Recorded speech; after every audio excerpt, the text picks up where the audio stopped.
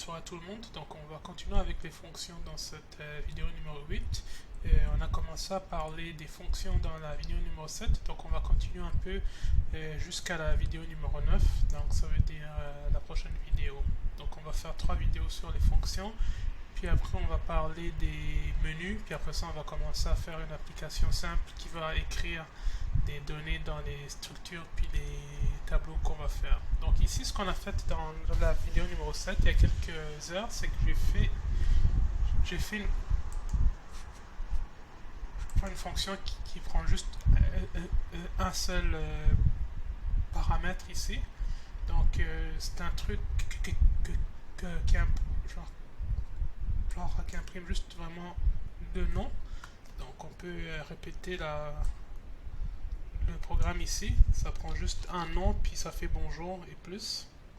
Donc on va faire CTRL F5 ici. En fait, avant de faire ça, je vais faire clear ici. Donc c'est une simple fonction qui prend juste un nom puis il fait bonjour plus la valeur que vous lui avez donnée. Donc on entre Philippe ici grâce au input ici. Ça fait juste bonjour Philippe ici. Donc c'est une fonction qui prend un seul truc ici. Donc ça fait pas grand chose. Puis c'est un genre de cas qui arrive pas vraiment dans la programmation, sauf peut-être pour faire des avertissements, des warnings ou des trucs comme ça. Sinon, bon, dans la programmation, un truc qui prend juste un seul string puis qui le comme return, ça arrive pas vraiment souvent. Donc la plupart du temps c'est vraiment des fonctions qui prennent genre 2 ou 3 ou 4 paramètres. Donc nous ce qu'on va faire ici, c'est que je vais faire une fonction qui fait l'addition de deux nombres puis qui fait comme sa somme puis qui le retourne après. Donc ça c'est un exercice qui est genre plus comme dur un peu puis qui est plus ça arrive un peu plus souvent. Donc ici j'ai fait ma fonction ici, donc je peux juste la réduire ici. En passant, ce qui arrive aussi, c'est que quand je fais une fonction ici puis que je suis pas sûr encore de ce que je vais y mettre, donc je vais faire une fonction qui s'appelle def waiting. Ici ce que je peux faire, si je suis pas encore sûr puis que si je veux pas comme vraiment la construire pour le moment, je vais juste faire 2 points ici et je vais faire pass ici. Donc ce qui va arriver, c'est que ça va juste passer et que ça va l'ignorer puis ça va pas faire bugger mon programme. Fait que vous l'avez déjà ici, pass. Fait que là vous voyez qu'il n'y a plus de problème ou de bug. Donc c'est comme ça qu'on fait juste si on fait une fonction qu'on n'est pas encore sûr qu'est-ce qui va arriver. Donc ici on n'en a plus vraiment, j'ai plus vraiment besoin de celle-là. Donc en fait je vais tout enlever ici parce qu'on n'a plus vraiment besoin de grand chose. Donc je vais faire une fonction qui fait l'addition de deux nombres. Ça va nous aider à comprendre un peu plus les fonctions, comment ça marche. Et bien sûr, toutes les fonctions dans Python start avec def. Il n'y a pas de type ici, donc quand je fais comme def, je fais pas genre int ma fonction, ça n'arrive pas comme ça vraiment. Il faut que il faut que je fasse des conversions moi-même et que ça n'arrive pas vraiment comme ça. Python fait tout automatiquement, puis j'en reste, il faut que je fasse des conversions moi-même pour les variables que je veux convertir. Donc on ne définit pas le type dans les fonctions comme vous avez vu dans C# ou dans C++. On fait dans def_sum ici, et on fait 2 points ici. Donc moi mes paramètres, ce que je vais faire, c'est la somme de deux nombres. Fait que je vais simplement appeler mon premier chiffre nombre 1 et nombre 2 ici. Okay. Donc c'est ça que ma fonction va prendre ici. Donc après ça, ce qu'elle va faire, c'est qu'elle va définir la somme ici. Donc moi je veux la somme de mes deux chiffres ici. Donc je vais écrire somme ici. Donc en fait ce que je vais faire, c'est que je vais faire, parce que ça c'est déjà le nom de ma fonction ici, donc je vais juste appeler somme pour qu'il n'y ait pas de problème. Donc je vais l'appeler simplement somme et on va dire égal. Bien sûr c'est très simple, c'est la somme, c'est l'addition de deux nombres, fait que ça va être nombre 1 plus nombre 2. Ok. Et ici ce que je vais faire, c'est que je vais retourner la somme ici. Donc ça va être la réponse qui va être envoyée dans au plus bas de mon programme, c'est que ça va être retourne somme ici. Okay. Donc c'est ça ma fonction. Bien sûr ici il faut que je fasse le petit programme pour que je puisse démarrer ma fonction ici. Donc ce que je vais faire bien sûr, c'est que je vais faire un programme qui va me demander d'entrer mes deux nombres. Donc on va faire nombre 1 ici. Et là, il va y avoir encore un petit problème que je vais vous montrer. Et vous allez peut-être, vous le suspectez peut-être déjà. C'est nombre 1 ici égale. Après ça, on va faire input. Et ici, il va faire entrer votre premier chiffre. Donc ici, ce qui arrive, c'est que quand j'entre des trucs dans le clavier, ce sont des strings automatiquement. Donc ce qui arrive, c'est que moi je dois les convertir parce que sinon ça va être considéré comme des strings ou des mots. Donc moi je dois le convertir moi-même pour qu'il n'y ait pas d'erreur. Donc ce que je vais faire, c'est que je vais le laisser comme ça pour l'instant. Puis on va voir ce qui va être écrit après quand je vais faire le débogage. Puis qu'on va faire entrer votre premier chiffre ici. Donc l'utilisateur va entrer un chiffre, ensuite nombre 2, on va faire input encore. Puis ici vous pouvez voir déjà, donc je vais vous faire un petit indice ici. Ici si je clique ici, je pense qu'on peut avoir une explication.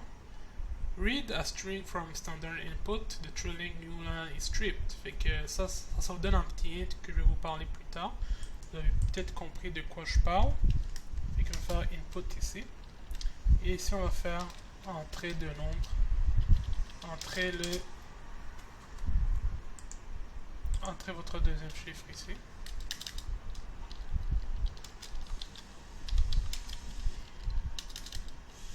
Entrez votre deuxième chiffre ici.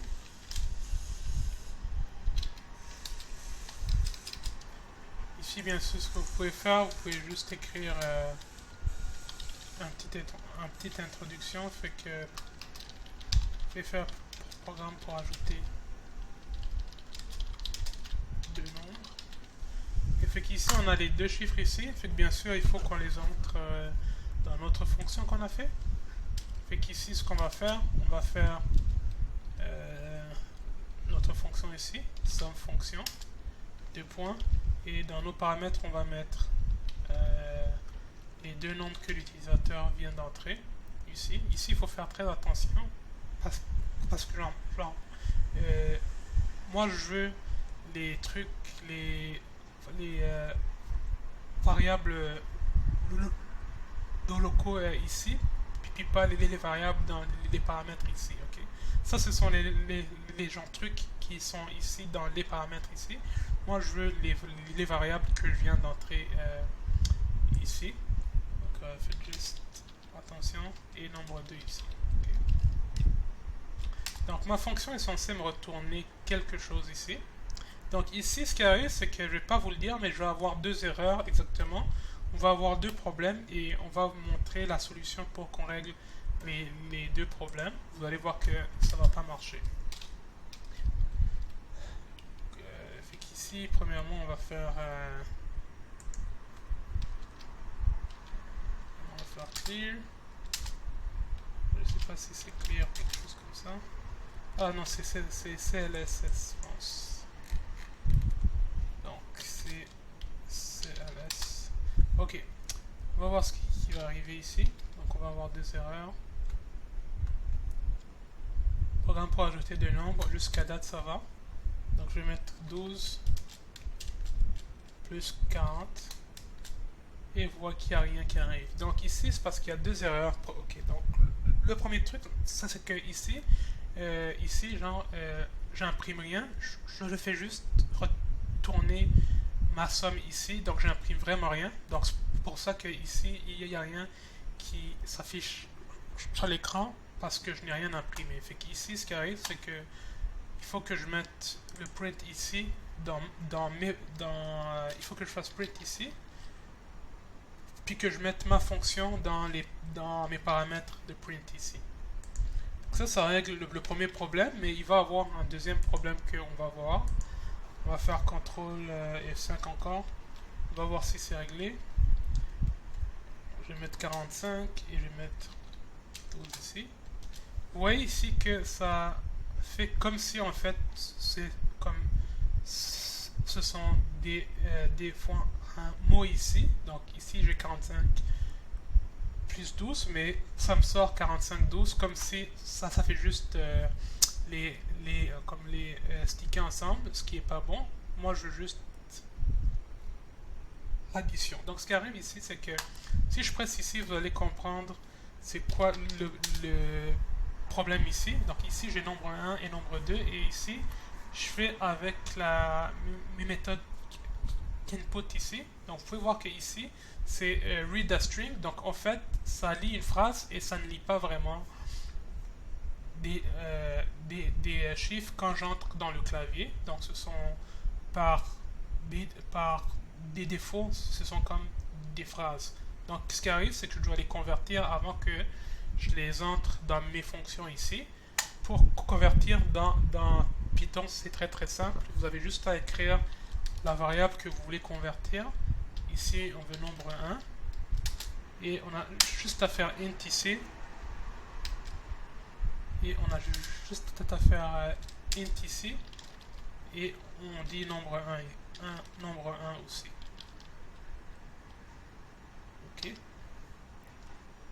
Donc ça convertit. C'est comme dans C# quand vous faites convert.to int en fait. Donc c'est à peu près la même chose. Donc en fait c'est la même chose. C'est juste une autre méthode pour le faire dans C#. Bien sûr, il faut qu'on fasse le deuxième aussi. Donc c'est pour ça que je vous dis qu'il faut convertir ici et non ici. Parce qu'ici, ça renvoie, genre ici, là, ça renvoie une phrase en fait. C'est pour ça qu'il faut convertir ici dès le début, ici, pour dire que ce sont des int au départ. Donc on va faire un nombre 2 ici. Égal input. Non, excusez-moi, qu'est-ce que je suis en train de faire là? Il est tard, c'est que je deviens malade. Je deviens fatigué. Fait que nombre 2 ici. Et ça le trouve par défaut. Fait qu'ici, j'ai converti mes deux phrases. Donc là, ici, ça va être des int. Donc on va voir ce qui se passe encore.